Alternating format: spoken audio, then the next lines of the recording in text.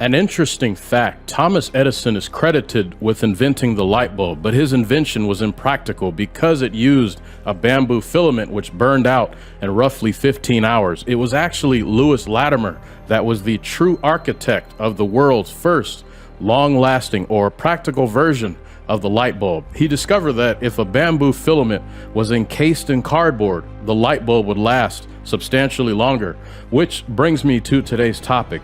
Should Jeff Bezos be considered an entrepreneur? How about Bill Gates or maybe Elon Musk?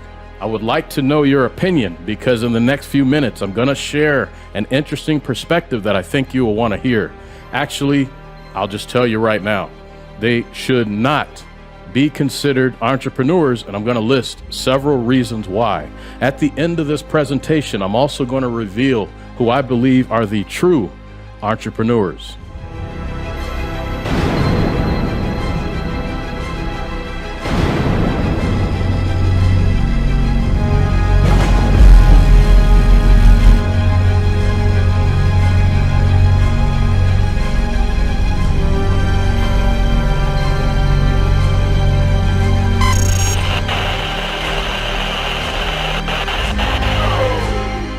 Welcome to Leonard Innovation, where achieving the impossible is a regular occurrence. My name is Justin Leonard. Thank you for tuning in.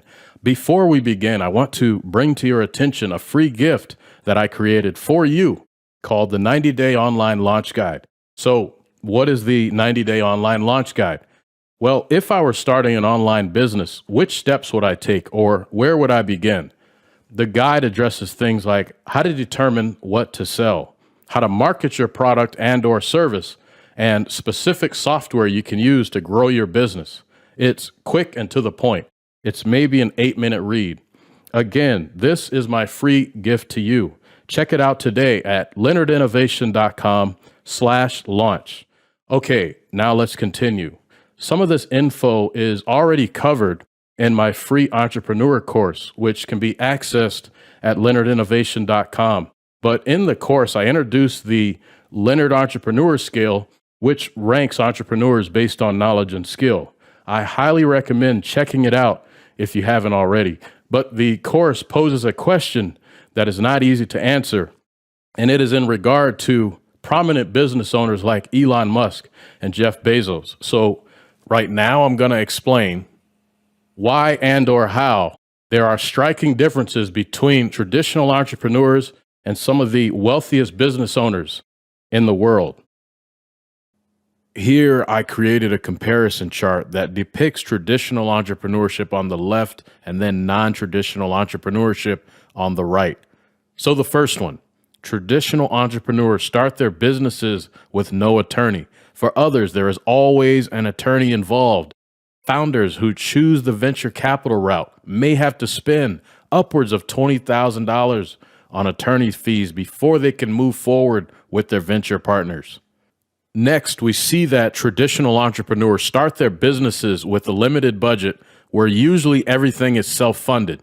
For others, there is a war chest, and the money from the war chest comes from venture capitalists, which are comprised of wealthy families, the 1%, so actors and athletes, for example. We have pension funds, basically the type of people and organizations a traditional entrepreneur would never have access to. Next, a traditional entrepreneur makes all the business decisions. For the non-traditional group, the ideas are vetted via a team of specialists, which is sometimes referred to as a DMU or decision-making unit. On the left, traditional entrepreneurs can't make any mistakes. The business has to succeed or it's over. On the right, multiple failures can occur, but any adversity is negated by way of access to capital.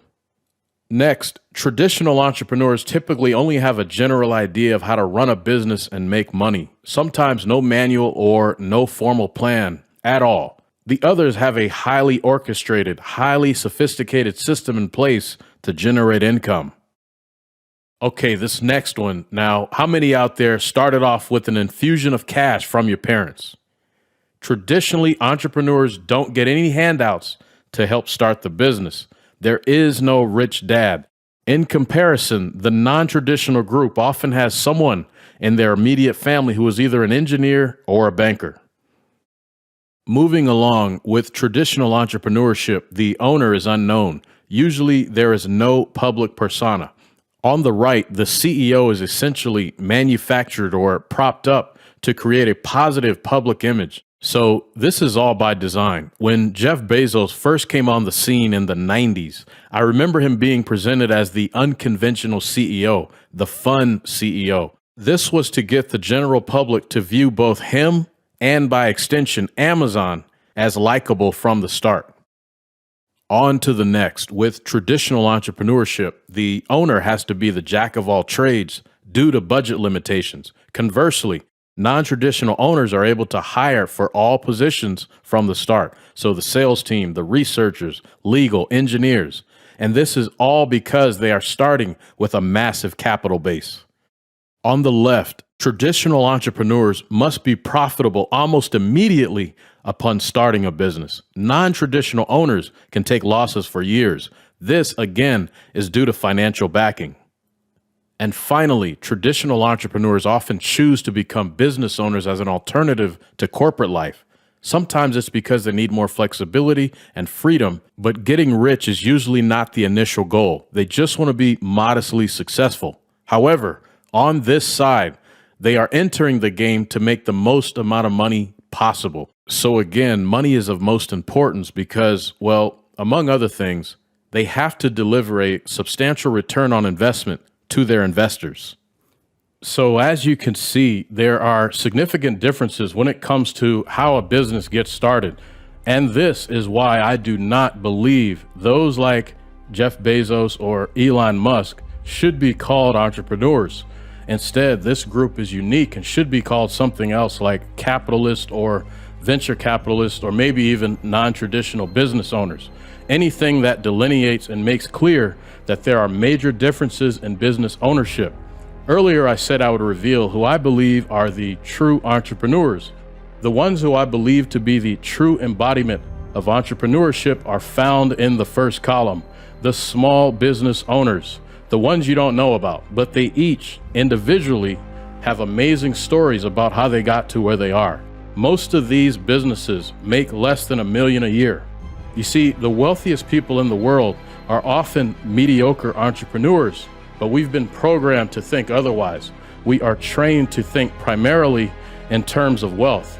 Jeff Bezos and Elon Musk are not necessarily the extraordinary businessmen you think they are. Their actual strengths have very little to do with what I call traditional entrepreneurship. They are instead master resource allocators and task delegators.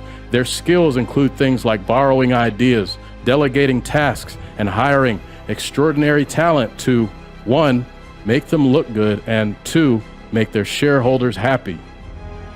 I hope you enjoy this presentation. As a reminder, you can access the free 90-day online launch guide at leonardinnovation.com/launch. It is my gift to you. And you can now find Leonard Innovation streaming on podcast platforms like Apple, Spotify, and Google. And if you found this information helpful, please share it with a friend. Thanks again for tuning in.